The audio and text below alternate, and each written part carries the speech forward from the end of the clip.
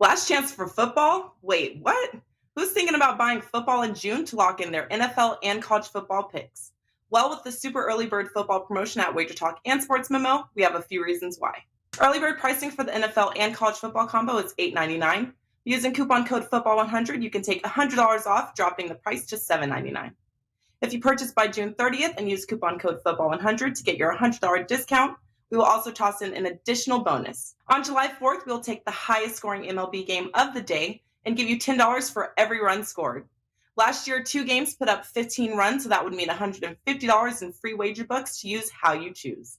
This super early bird $100 discount using Football 100 and WagerBucks bonus expires on June 30th with no exceptions. So if you plan to bet football this year, this is the lowest price we will offer you, so act fast and lock in your favorite football handicappers in both NFL and college football through the National Championship and Super Bowl. Four.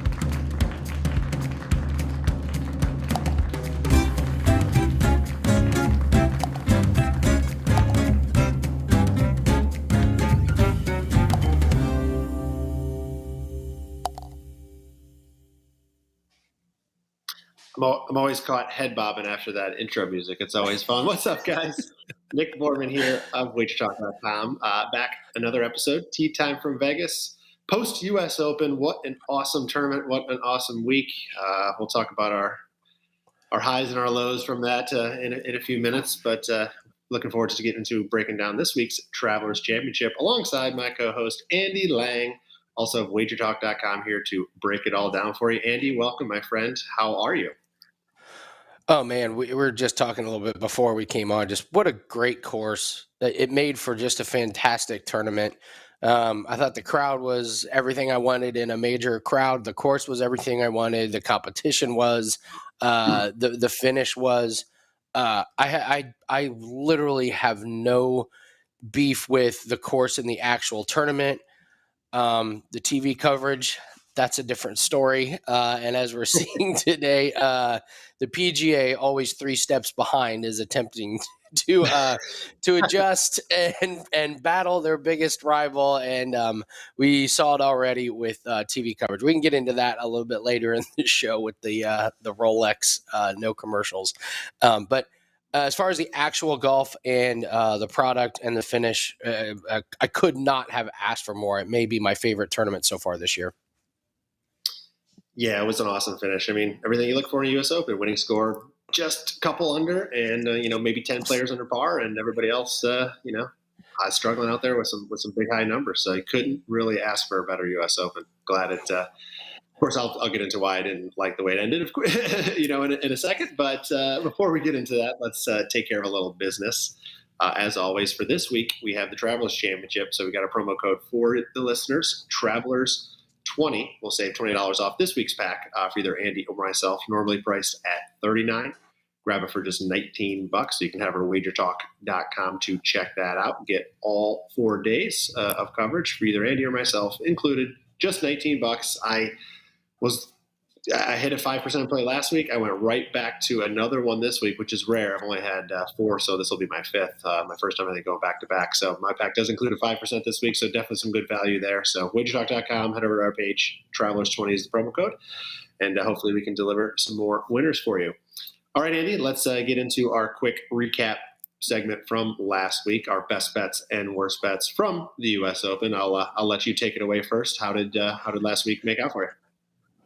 Well, I mean, come on. Round of applause for the Tea Time guys. We both cashed 5% plays. I mean, we don't even have that many 5% plays. So for both of us to have them in the same tournament, we both cash. I mean, come on. What a great week. So obviously when you cash 5% in golf, it's got to be the best bet. Sam Burns over Victor Hovland. I knew I wanted to fade Victor Hovland. The books gave us Sam Burns over Hovland and Neiman over Hovland. You would have been fine with either. But Burns is great. Never really in doubt on Friday. Hovland just imploded, bogey after bogey. He misses the cut by a mile. Burns is up near the top. So that was my best bet. My worst bet, oh man, did Tommy Fleetwood Oh man, did he come up? Boy, was he a train wreck. I had him top 40, and I don't know if he was ever in the top 40 except when he teed off on the first hole. He was nowhere close to making the top 40. But that's a 4-2 week for me, plus 8 units. I will take that every single golf tournament. So it was a really good one, and heartbreak for you. I know. Go ahead and do your Fitzpatrick rant, but it was still very well handicapped, and you cashed a 5%. Don't beat yourself up over not taking Fitzpatrick this week. I've had a couple days now to gather my thoughts and hopefully let my blood pressure come down a little bit. But listen, I've had plenty of outright plays where they have a lead on Sunday and they lose by the time the tournament's said and done, and I'm used to that. That's outright betting. That's just how it goes. I've had winners come the other way too. In fact, in the last 11 tournaments, I've got 2 outright winners and 6 other runner-up finishes or tied for third that were, all had a chance. So I've been there. I've had the chance. I always say I want the chance on Sunday. But the thing that hurts the most is when you ride a guy's coattails week in and week out, and you talk about Matthew Fitzpatrick every week, it's coming. And for whatever reason, I'm like, you know what? I'm going to take this week off. This isn't the one. And he goes and does me dirty like that. It just it stinks. It's hard. It's hard to overcome it. And the worst part of it is, so I always pick 4 guys, right? So Rory was one. He was there. Zalatoris was another. Xander, who fell off over the weekend, and then my 4th. There's the 2 guys I've been riding for weeks now, and you know them. It's Shane Lowry. It's Matthew Fitzpatrick. Who did I take for my 4th? I chose one of them. I took Lowry. So he missed the cut. That was my worst bet of the week. I'm kicking myself in the ass over and over and over. Listen, I did make money on Fitzpatrick.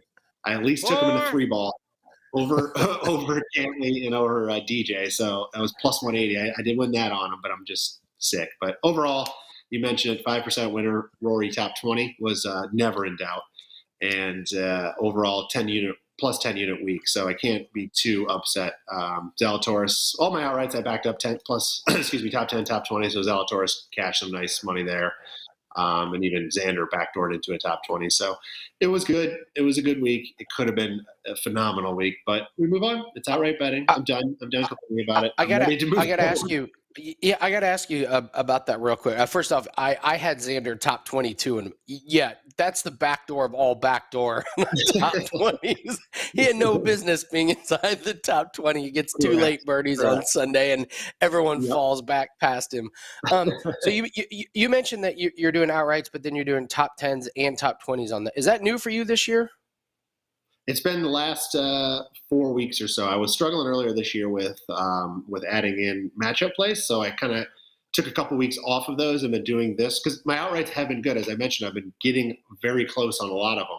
So I decided to start backing them up, and ever since I've done that, it's been a big change. I've been able to cover any losses as far as outrights goes, and almost every week, been generating, even if it's just a small amount, 1 or 2 or 3 unit type of a profit by doing that. Because usually out of my 4 guys, 2 of them, I've had a chance, and they're both in the top 10 or top 20. And those plus numbers on some of those guys, more than, kind of, it covers them in every way. And then it covers usually one of the other guys too. So it has been working out very well. So we'll keep going with that. I got to say, kudos to you for making the adjustment. Sometimes that can be hard to do in our industry, is like, when you have something that you've depended on, and then you're able to step back and say, hey, wait a minute, you know what? This is working for me now, but I just haven't been taking advantage of it. So let's make a pivot and let you notice that you've been really close. So how do you profit off of being really close to getting the outrights and backing them up with top 10s and top 20s? Kudos to you for making the strategy adjustment. I don't think enough people do that enough in their betting. So that was a little bit of a layup question because I knew it was a little bit new for you, but I just wanted to point it out because that's how you take something that is almost working for you and then make it really, really work for you and for clients. So great job, man.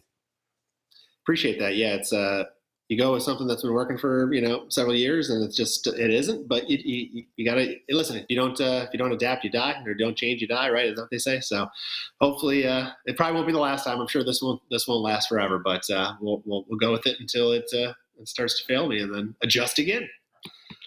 The All right. PGA Tour may be learning. The PGA Tour may be learning about that right this very second. Yes, they are. Yes, they are. And of course, that's news we'll chat about here as we get towards the end of the show. But let's get into the Travelers. Should be a good event. We always like to talk about to start the show. Who's kind of hot coming in. Of course, Fitzpatrick was in the top 10 strokes gained graphic last week going into that U.S. Open, so that makes it now 15 of 24 tournaments. So 63% of the tournament winners so far have come from within inside this graphic. So again, I always like to start here. I always, focus my outrights in this area. I'll usually pick one that's kind of outside of there and go for a longer shot guy. But it's been proven that these guys are here or in contention, and it's been giving us winners. So we'll start here. We got it's a big field. So you got world number 1 and 2, Scotty Scheffler and Rory leading the way, right behind JT. I mean, those three guys, easily the hottest guys on tour right now. Of course, Matthew Fitzpatrick will have something to say for that, but he's not in the field this week. Cantley, Schauffele, Burns, Neiman, Keegan Bradley, Sung Jae Im, and HV3 round out the top 10. So very strong list there. I added a couple notables, and the reason I added 3 notables here is the graphic that we go with is top 10 over the last 6 months, right? But there's shorter time frames you can look at. In 3 months, I've done the analysis between 6 months and 3 months, and 6 months has produced more winners than just looking at the 3-month graphic. But the 3-month graphic is a good indicator of guys that will probably be in the 6-month graphic, in the next couple of weeks or months as the old dates kind of fall out. But Tony Finau struggled early this season. He's over almost 3/4 of a shot better the last 3 months than he has been over the 6 months. Jordan Spieth, of course, similar. And Davis Riley, who I know you've been big on, Andy, a lot. So those are 3 names that are on the rise, and I thought worth mentioning this week as well. So those are the hot guys coming in. Andy, let's talk a little bit about the course and field, TPC River Highlands. I'll let you start first. What do the viewers need to know this week? It's a short course, and there's really not one stat that really jumps out to me about this one. You got to be accurate off the tee. There's been a history of shorter players off the tee and longer players off the tee that have had success, but you do have to hit fairways here. They're not too difficult to hit if you're one of the shorter players, or if you maybe take 3-wood instead of driver. Approaches are going to be big, but I really think it's just going to come down to who gets the really hot putting game going this week. Wouldn't surprise me if there's a couple names that jump out who just get off to a torrid start putting. We see it in some of these tournaments, especially after a major. You got some big name guys that are playing, and some of them do well after majors, some of them do not. And I think it's a really good week to look at some long shots and to look at some middle tier guys, because this course really tests a little bit of every part of the game. I don't see one. I don't think it favors a guy who's great at one area. Like, oh, this guy's number 1 in putting, he should do great here. It's like, no, you got to hit fairways and you got to hit approaches. So it shouldn't be too difficult for these guys. It's going to be a nice change of pace after last week's difficult. Weather looks to be pretty good and calm. Looks like weather's going to be in the low to mid 70s. Not a whole lot of wind, maybe a little bit here or there. But it's just kind of a nice classical shorter course that is going to test approach and short game. So I just think it's going to be an all around test. I don't think it favors shorter or longer guys. I don't think it favors guys that dominate one category. You're just going to have to get on a guy that does well across all categories in strokes gained this week. So what's your takeaway on the course? Yeah, I mean, starting with strategy, it's you kind of hit on it, but coming out of majors for me, what I'll have to do is the guys that we're tending right to them, and I'll look to avoid the following. They're teeing it up, and it doesn't mean I'm going to bet against them. Like, I'm probably not going to bet against Scotty Scheffler, for example, but I'm probably not going to back him this week either. The Kone is to bet against him, but I can say keep him off the card this week. But it has proved to be JT was a perfect example. He won the P and missed the cut in the very next start because you just want to shit. But Rory's one he's kind of like the oddball for me, where I'm like, I don't know if I want to avoid him. He's just, I feel like he's the one. If he's teeing it up, he's gonna really make sure he shows up. But that's kind of my strategy, at least for this week, is to avoid most of those guys, and then look at the guys that had been playing well going into the U.S. Open, but maybe did not play that well, maybe missed the cut. because a lot of the times, PGA Tour is quick to overreact, but these guys bounce back. So I am guys that didn't have a good week. I mentioned Tony Finau on that list before. I came as about week. He's been very solid over the last 3 months. He had one blip last week. It's a U.S. Open. It's going to happen. So I'm not holding that against him. But course itself, another par 70. It's not long. It doesn't even reach 6,900 yards in length, which by PGA Tour standards is very, very short. But I do think distance is going to be a major advantage here, only because you can miss the fairway and still have a pretty good look into the green. So the smash the driver and wedge game should yield a lot of birdie opportunities because that rough is not going to be nearly as penalizing as we saw last week. The better advantage for the short shots here is most of these greens are raised or crowned. So, hitting a longer iron, mid iron into some of the greens and trying to hold them before the ball rolls off, whether it's front, backside, left, whatever, is going to be easier said than done with, a shorter iron than it's going to be a mid to tier iron. So I think that's going to be important this week is distance. And then short game. Last year, Harris English was point in case. He was tied for second in scrambling this week. I mentioned the runoffs. So when you do miss the green, it's going to run off. You're going to be near that green, but you're going to have to, rely on that short game to bail you out. So I like distance and I like scrambling more so than approach this week because I think with shorter clubs in most players' hands, I think everybody's going to, kind of have their chances to hit the greens. It's just I think the guy that has a little bit shorter a club is going to have a better chance most of the time. I doubt we see scores into the 20 under par range here this week, but I think high teens are likely. But we'll get into that a little bit later when we make our guesses as to what that winning score is. You mentioned the weather. It does look like it could be soft. There's rain Wednesday going into Thursday, so it might cause a little bit of chaos on that opening day. But if not, at least it's going to be that first day or two will be softer and probably a little easier as far as scoring. So, and again, field I mentioned before, strong. Coming off a major last week, we still have 5 of the top 10 players in the world teeing it up this week. So regardless, it should be a very good event for us to follow that U.S. Open up. So, Andy, let's get into our plays for this tournament. I'll go first with one of my outrights I'm looking at, and that's Joaquin Niemann for me this week. He's currently listed 35-1. He did play the weekend at the U.S. Open. He was never in contention though, which that's again something I'm trying to avoid is the guys that spent a lot of mental energy last week. So he should be a little fresher than some guys this week. He's coming off a tie for third in his previous start at the Memorial, and he's on a current run of 7 straight made cuts, with 5 of those inside the top 25. He's not accurate off the tee. He ranks 141st in driving accuracy. But like I said before, I'm not as concerned about that this week. But he does rank 31st in distance. So I'm hoping that can help overcome his inaccuracy by hitting shorter wedges or whatever into the greens.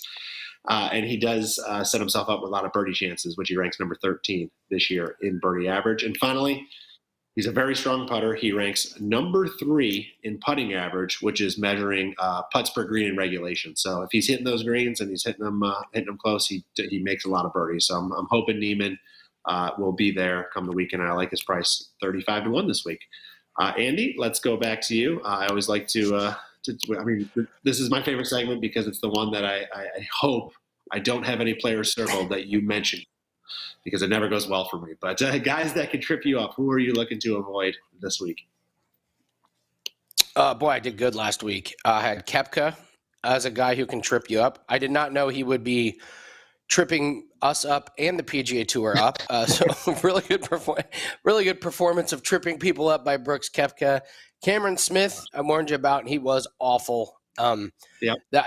I gotta keep harping on that. He's lost that magic putting touch. I went over just how many strokes gained he was before the Masters, and now he's all of a sudden flipped to minus strokes gained putting after the Masters. So I think he's going to continue to be completely overvalued.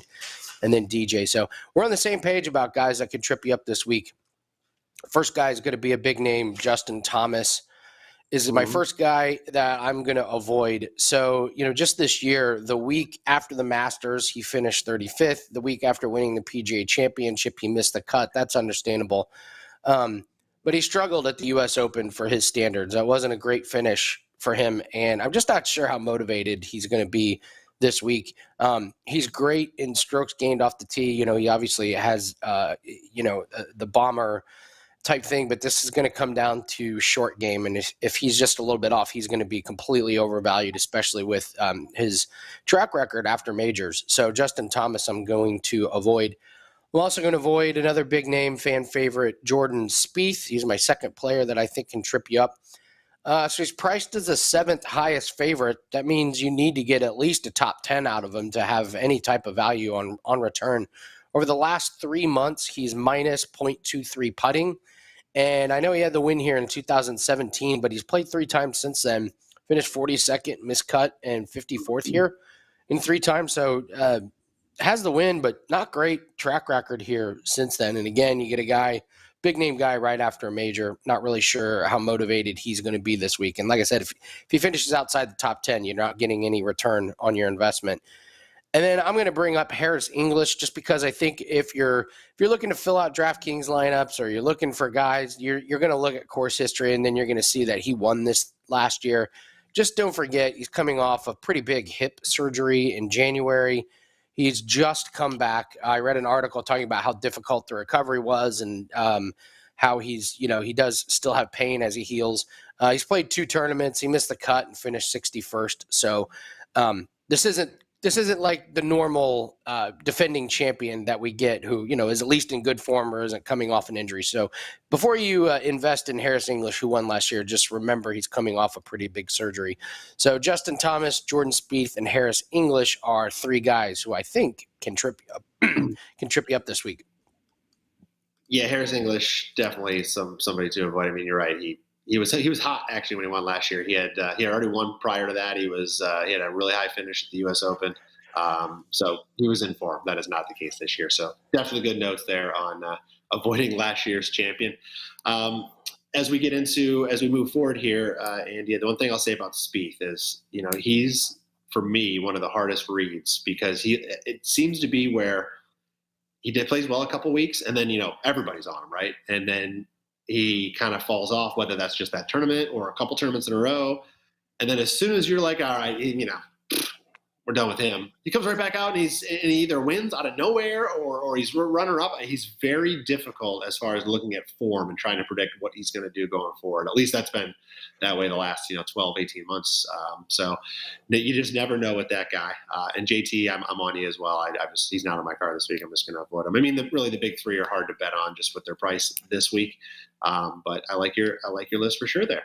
Let's move on. I'll throw another name out. I kind of already hinted at this fella when we did our strokes gained graphic to begin the show, and that is Tony Finau. He is not in the top 10 strokes gained in the last 6 months. He is in it in the last 3 months, and that's where he has turned it on. He did miss the cut I mentioned already at the U.S. Open last week, but that's a big reason I do like him this week. I think he can bounce back, and at the 40-1 price we're getting on him this week, I think it's pretty solid.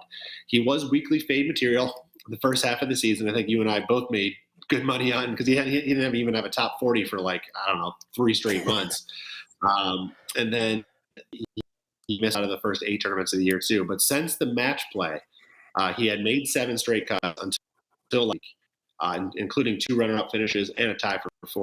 Definitely has on.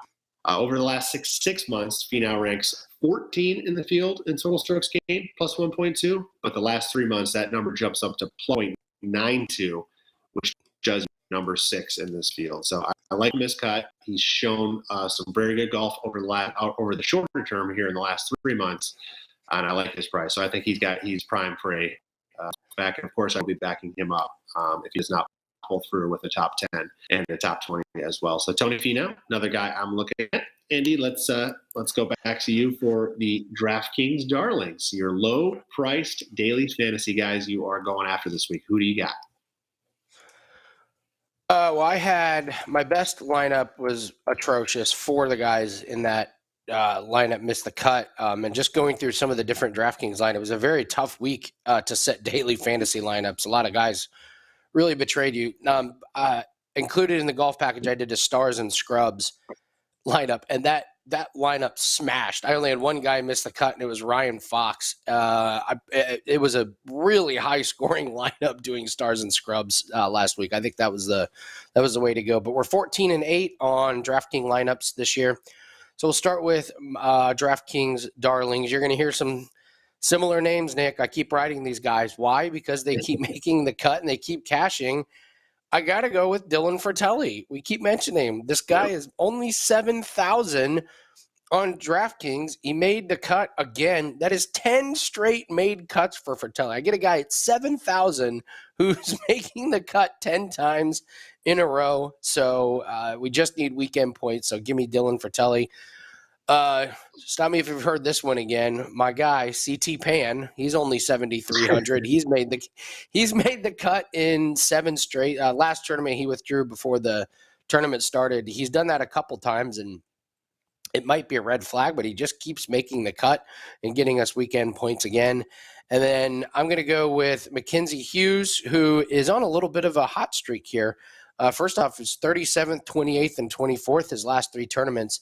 He's only 7,400, and he's never missed the cut here. And he's played, 5 times? So I get a guy with really good tournament history here, good course history, and 3 really solid tournaments in a row. So that gives me enough money. I'm going to talk about this guy in the next segment, but I'm going to put Denny McCarthy to fill out my lineup. You mentioned, and I love that you mentioned this, guys that didn't have a good week last week. One of them was Mito Pereira. I'm not concerned about missing the cut last week. I'm going to come right back with him. He missed it by 1 shot. And as we all know, you make the cut at the US Open and you get an early tee time. Who knows what he could have done. So he was 1 shot off. I'll happily put him in, and it leaves me enough money for Rory.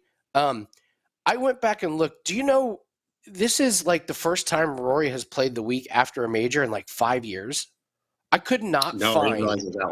Wow. I could not find any stats of him playing in a tournament directly the week after a major.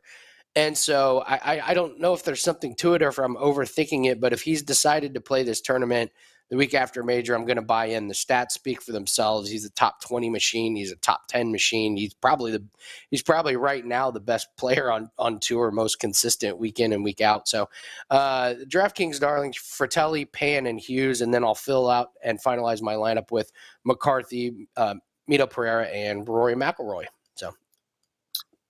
Yeah, Rory, I mentioned him, he's like the one I probably don't avoid this week out of the big names in contention last week. Because you're right, if he's teeing it up, I feel like he's going to be there. 21 of his last 24 tournaments, Andy, top 20. So you're probably a good chance at least have a chance with Rory come the weekend. So definitely a good list from you. And CT Pan and Dylan Fratelli, they're great for this segment. I mean, I don't even know if they have a social media account, right? So nobody knows their names. They're not on that first or second page of the leaderboard on the weekend. So it's not like anybody's really looking at them and going, oh, they had a top 10 last week. They are doing exactly what they need to do to continue to be darling. So I'm glad you keep going back to them. That is the name of the game with DraftKings. So definitely good choices there. Let's get into our best bets for the week. I've been doing leaderboard bets the last few weeks with this, which with pretty good success. And this week I am going to go back to another one. I'm looking at Sungjae Im, this time for a top 20, which is a good price right now. You can get him plus 160 at Bet365. He's down to maybe like plus 135, plus 140, maybe at DraftKings as well as the low side. So anywhere in between there is a pretty good price on him for a top 20 because he's been a top 20 machine. He's got 12 finishes inside the top 20 this year with only 7 outside the top 20. So a 12-7 record on a plus, let's call it 150 average number. I think you're doing pretty well. He's coming off a rare missed cut at the US Open, just his 3rd missed cut of the season. But 2, they did miss the cut. He did bounce back the following week inside the top 20 in both of those next starts. His stats are, just solid. He ranks 8th greens in regulation, 5th strokes gained around the green, which is that scrambling, 12th strokes gained tee, 13th total strokes gained, and he also ranks number 3 in scrambling, which we both mentioned as likely to be a key factor this week. So Sungjae Im, nice plus price for him to be in that top 20 this week, coming off a miscut, I think is definitely worth a good play. Andy, your best bet of the week, what are you looking at? Well, I mentioned him, Denny McCarthy. I'm gonna get a stat of the week, maybe stat of the year. This one's gonna blow your mind here. So I have Denny McCarthy will make the cut. It's minus 190. This is part of my juice plays that you guys know I've been playing all year, and again they've been working. I had John Rahm at minus 200 to be the top Spanish guy last week. He had to beat Adri Arnaud and Sergio Garcia. Like, come on, it was that was a layup. So Denny McCarthy will make the cut. He's been a made cut machine, Nick. No one realizes this. So if we take out the Zurich, that team event where he and his partner missed the cut, you take that out. Denny McCarthy has made the cut in 17 out of his last 18 tournaments. I mean, wow. That is elite status to do on the PGA Tour. So in this particular field, he's 16th best in total strokes gained over the last 3 months.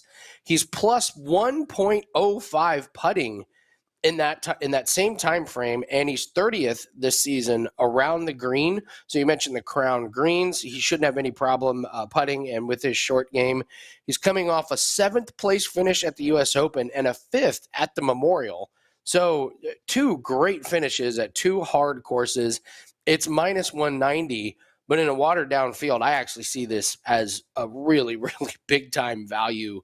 I think this should be closer to minus 250, minus 275 for a guy that's made 17 out of 18 cuts, and he was coming off of 2 top 7 finishes at very difficult courses. So my best bet's going to be Denny McCarthy will make the cut. I love it, and I've covered Denny McCarthy myself, in certain weeks, and that's always the thing I talk about is his putting. He's right up there, in the top. I think he's actually led the tour one of the last 2 years, maybe it was 3 years, in strokes gained putting, or maybe he did it back-to-back years. I can't remember, but he's top 10 for sure, if not top 5 putting on tour year in and year out. So that you mentioned before, like the flip on Cam Smith putting earlier this year to now, that hasn't seemed to ever flip with Denny McCarthy in years now. So it's definitely it's a trend that's not going anywhere. So I like that bet. All right, so that's our bets for this week. Andy, let's any quick thoughts on I guess the announcement from the PGA Tour? I'm sure you saw was that they're going to be next year doing this 8 limited field. I mean, they're competing with the LIV now, right? So you got this limited field, 8 tournament, only the top 50 in the previous year FedEx Cup will be invited. So it's their way of guaranteeing money because there's no cuts. Everybody's going to get a payday. I don't know yet what the purse is. It was like $20 million, I think, in that field. I just don't know how it's breaking down. But it's a lot of money being thrown around as they clearly are starting to, I don't want to say panic, but probably have to realize they need to react because there's, Koepka leaving. There's other big names that are being rumored out there. Of course, Morikawa is one of them, but he was quick to shut that down on social media. But, any thoughts on their moves here that they're trying to make? Yeah, you see this all the time in sports, and the PGA Tour has had all the signs in the world that they are ripe to be exposed against a competing league, and we've known about potential competing leagues for a long time, and so therefore they have too. And what they've done is completely ignored what the fans have been asking and what the players have been asking. And I think that what you're seeing now is they're now on the back foot and they're now in reactionary, almost panic mode. And so the Live Tour has offered more money for less golf. And so what does a PGA Tour want to do? They want to add more golf for these guys by adding more events in the fall. It seems silly, but they're reacting, and I think they're going to come across silly over the next year. I think they're going to come across as not very prepared for some of these things. It's amazing that now all of a sudden they have a lot more money to give to. Isn't that amazing, right, Nick? That players have been asking for more prize money and they've said no, and now all of a sudden they just happen to come across in their war chest with a ton of money. And so what that's doing is, this is hard to believe, but it's proving that Greg Norman and Phil Mickelson and some of the other guys were right about some of these things. And they could be their own worst enemy.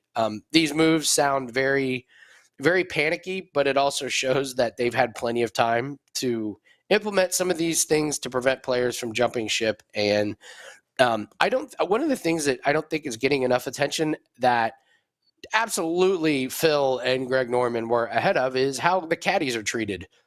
The caddies are treated like kings over on the other tour. And you look at some of the caddy stories from the PGA Tour, and you almost can't believe they're a part of the PGA Tour. It's like, what? These guys aren't given these amazing accommodations and all this stuff. So I'm glad that the PGA Tour is reacting, but my gosh, the TV coverage was so laughable. There was one stretch that had been pointed out on social media where they came back from commercial break. They showed 3 shots of golf, and they did an interview with Justin Leonard, and then they went to commercial again. That was on Saturday. And it's just like you're handing this competitive tour all the ammunition that they need to show that you guys don't know what you're doing with your product. Overseas in England, they do the Rolex where it's, you get like an hour of uninterrupted golf shots. So they announced that on Sunday, like it's this groundbreaking, like, oh my God, we're going to change the viewing. We're going to have the Rolex uninterrupted hour. And it's like, have you watched a soccer game? Have you watched Tennis Channel at all? They're in reactionary mode. I think we're going to see a lot more changes. Maybe it's for the better. I hope it is. But I was also kind of doing some math, and I don't know, Nick. They've put the Liv's put aside $2 billion over the next couple years, and they've said we want to try and get business deals out of this. Is there a chance that they get their business partners out of it and just pull the cord on this thing in 3 or 4 years? I think it's highly possible. I think I guess I'm wondering, like, if they're going to get guys that are currently right now on PGA Tour to jump, but what if there's no future, no shelf life? And it certainly doesn't seem like there is. So this could be one gigantic disruption blip on the radar over the long term. But I'll tell you what, I cannot wait to fade these live guys when they come back to the majors. You're going to tell me they're going to play exhibition golf like a few times a year and then they'll come back and compete in the majors? No way. So, I mean, just, watching some of these guys, I was thinking to myself, I can't wait to bet against Brooks Koepka next major. Like his heyday is gone. Those surgeries and his attitude, he's not great.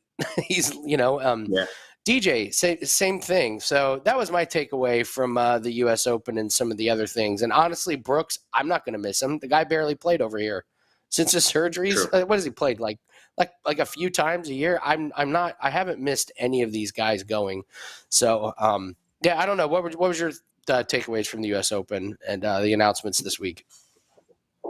Well, I think, I guess as a viewer, the one thing I don't want to see happen is that, I don't want to say the tour is going to split up, but you get enough good talent to separate themselves. I want to watch the best players in the world playing against each other. I realize not every tournament they're all going to be playing, but, when we get to the best ones, the fields are pretty strong. And if half of those top guys are all of a sudden gone, from a viewer standpoint, now you got 10 guys, 15 guys that might win, just like what we're seeing over there right now. And then it really falls off, right? I don't want that to happen.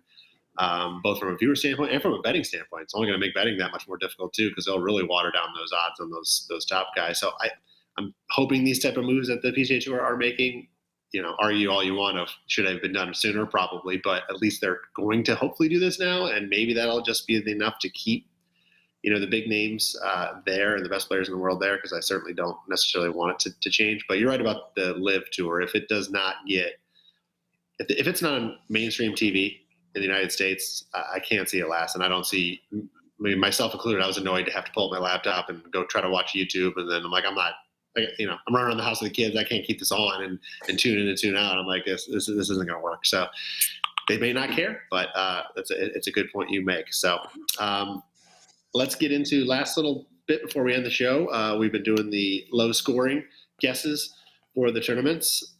I chose 5 last week. You chose 8. We middled it very well. If we took the over and the under there, but I guess I get the victory there by one shot. Great pick. Which it comes down to and does it. So thank you very much. I will take the honors. That means for this week at the Travelers, I think we both expect slightly lower scores than we saw at the U.S. Open this week. I'm just not quite sure if it'll get to the 20 range or not. So I'm kind of going high teens is where I circle it in. And I'm going to go 18 as the winner this week, 18 under. So what are you thinking? I like where your head's at. I agree. I think the week after the major cannot be understated. I think somebody's going to get a hot putter. I don't think they get up to the 20. I don't think they get to 18 either. I'm going to go a little bit lower, and I'm going to go with 14. I know we had DJ went really low, but look at last year in Harris English, kind of in the lower teens. So soft conditions, good help, but watered down field. I'm going to go with -14 as the winning score. Okay, that's good. Good separation there. So we could land at 16 and nothing happens. Probably what will happen. So good luck to you there, Andy. Let's end the show with mention our promo code again for the viewers. We have promo code this week, Travelers20. Take $20 off Andy or myself's back over at WagerTalk.com. Get all 4 days of coverage included in that, so you can get that normally priced at $39. Get it for just $19. Definitely good value. We're coming off both of us excellent weeks at the U.S. Open, so hopefully we carry that over into this week. And for $19, we hope to be able to provide some more profit to you guys. I want to thank everybody for joining Andy and myself. A reminder to hit that like button when you're done watching this show. And next week, what do we got? We got the John Deere Classic. Always a fun event. I don't know if Jordan Spieth used to run through that event, so I don't know if he's playing this year or not. But the JDC will be next week. But we got a couple weeks before the Open Championship, which will be that last exciting major of the year. But on behalf of myself, Andy Lang, and WagerTalk.com, thank you guys for tuning in, and we will see you next week.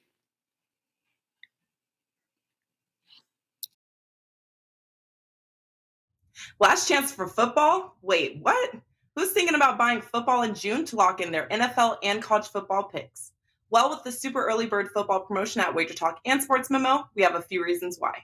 Early bird pricing for the NFL and college football combo is $8.99. Using coupon code football100, you can take $100 off, dropping the price to $7.99.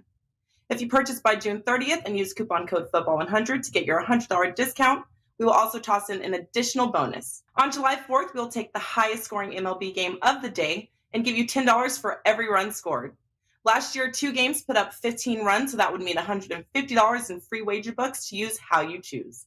This super early bird $100 discount using Football 100 and Wager Bucks bonus expires on June 30th with no exceptions. So if you plan to bet football this year, this is the lowest price we will offer you, so act fast and lock in your favorite football handicappers in both NFL and college football through the National Championship and Super Bowl.